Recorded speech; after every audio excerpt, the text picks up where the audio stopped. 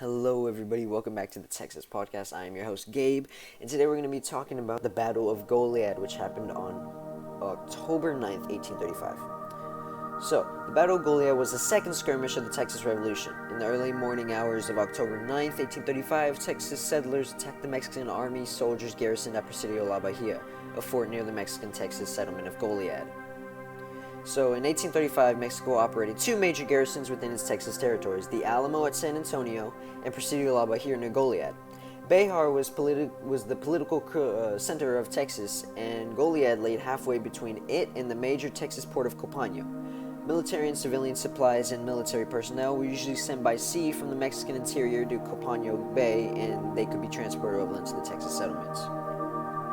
In early 1835, as the Mexican government transitioned from federalist model to centralism because of Santa Anna's rule, wary colonists in Texas began forming committees of correspondence and safety. A central committee in San Felipe de Austin coordinated their activities. The Texans staged a minor revolt against customs due in June. These annuharic disturbances prompted Mexican President Antonio Lopez de Santa Anna to send additional troops to Texas.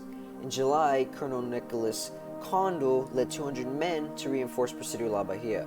The following month, a contingent of soldiers arrived in Behar with Colonel Domingo de Urgitecha. Fearing that stronger measures were needed to quell the unrest, Santa Anna ordered his brother-in-law, General Martin Perfecto de Cos, to repress with strong arm all those who, forgetting their duties to nation which was adopted them as her children, are pushing toward with a desire to live at their own option without subjection of the laws. So Cos landed in Copano Bay on September 20th with approximately 500 soldiers. Cos briefly toured the port of Copano Bay and the small garrison at nearby Refugio and left small groups of soldiers to reinforce each of these locations. The main body of soldiers arrived in Goliad on October 2nd. But unbeknownst to Cos, as early as September 18th, several Texans, including James Fannin, Philip DeMint, and John Lynn, had independently began advocating a plan to seize Cos at either Copano or Goliad. As soon as Cos's warships were spotted approaching Copano Bay, Refugio colonists sent messengers to San Felipe de Austin and Matagorda to inform the other settlements of Cos's imminent arrival. Concerned that a lack of artillery would make the Presidio at Goliad impossible to capture, the Central Committee chose not to order an assault.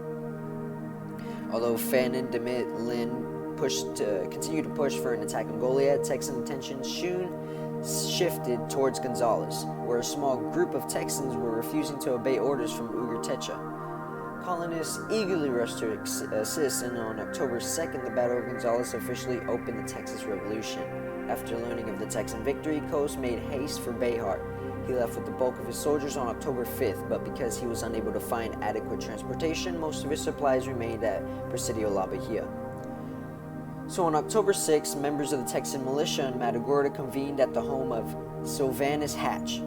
As their first order of business, they elected George Collinsworth as their captain. Dr. William Carleton was then named first lieutenant, and D.C. Collinsworth became the unit's second lieutenant.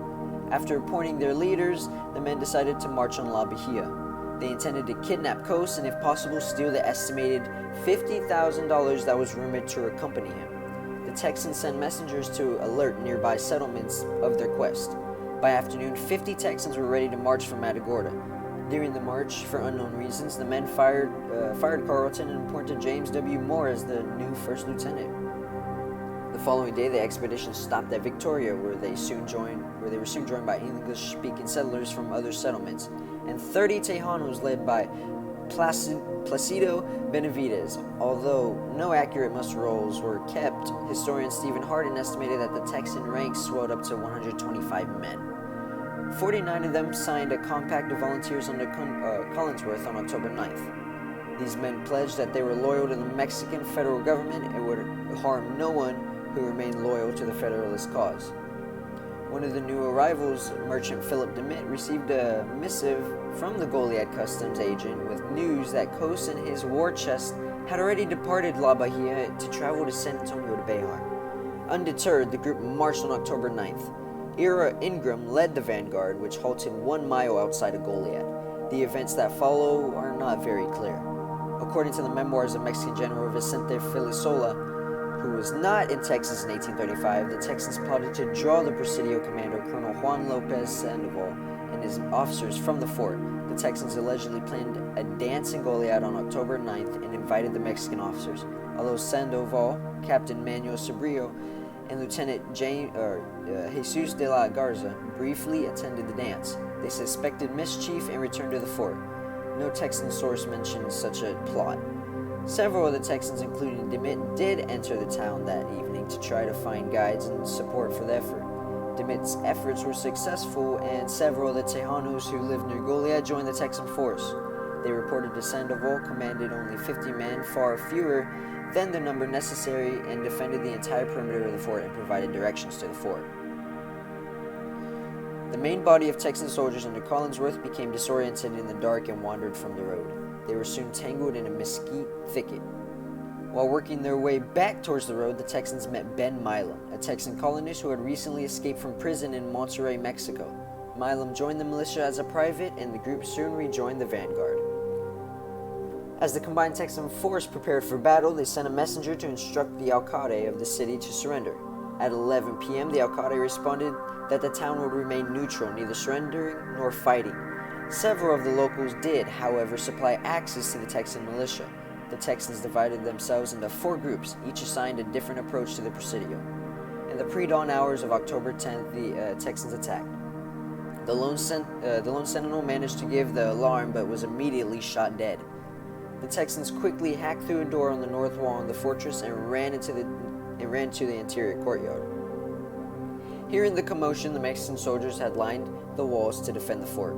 The Mexican soldiers opened fire, hitting Samuel Micolo, a former slave whom George Collinsworth had freed, in the shoulder. Texans returned fire for approximately 30 minutes. During a pause in the fighting, a Texas boatman yelled out that they would massacre every one of you unless you come out immediately and surrender, end quote. The Mexican garrison, after hearing that, immediately surrendered out of fear. Micolo was the only Texan soldier to be wounded, and he later claimed to be the first whose blood was shed in the Texas War for Independence. This distinction earned him a permanent home. A later law prohibited any free slave from residing in the Republic of Texas, but in 1840, the Texas legislature specifically excluded Micolo and his family and his descendants from its enforcement. The exclusion was reward for Micolo's service and his injury. Estimates of Mexican casualties range from 1 to 3 soldiers killed, from 3 to 7 wounded. Approximately 20 soldiers escaped. They warned the garrisons at Copano and Refugio of the advancing Texans. Those garrisons abandoned their posts shortly after and joined the soldiers at Fort Lipatitlan. Milam escorted remaining Mexican soldiers to Gonzales, where the newly formed Texian Army was located. The Texian Army commander, Stephen F. Austin, later released the men on the condition that they would leave Texas and vow to stop fighting Texas residents. One wounded Mexican soldier was allowed to remain in Goliad, as was Captain Manuel Sabriago, who was married to a local woman. In secret, Sabriago began organizing a group of settlers in the Goliad area who sympathized with Mexico. Texan troops confiscated the provisions they found at the fort. Although they found 300 muskets, most of them were broken and unable to be repaired. Dimmitt hired 2 gunsmiths who were able to bring the remaining weapons into service. The food, clothing, blankets, and other provisions were valued at $10,000 USD. The new quartermaster of the fort, John J. Lynn, reported that 175 barrels of flour were confiscated, along with a large supply of sugar, coffee, whiskey, and rum. For the next 3 months, the provisions were parceled among companies in the Texian army. The Texans also gained control of several cannons. Over the next several days, more Texan settlers joined the group at La Bahia. Many of them were from Refugio, a sprawling settlement that was the furthest from Matagorda. Historian Obart Hudson speculates that these men were the last to receive word of the planned attack. Austin ordered that 100 men remain at Goliad under the command of Dimmitt, while the rest should join the Texian army and march on Cosa's troops in Behar. Collinsworth returned to Matagorda to recruit additional soldiers, but on October 14th, the remaining Texans at Goliad began the march towards Behar. The loss of Goliad meant that Cos lost his means of communicating with Copano Bay, the closest port to Behar. The Mexican troops garrisoned at Behar would now need to get supplies and reinforcements over land. So, that's it for the Battle of Goliad. I want to thank everybody for tuning in, and I'll see you all next time.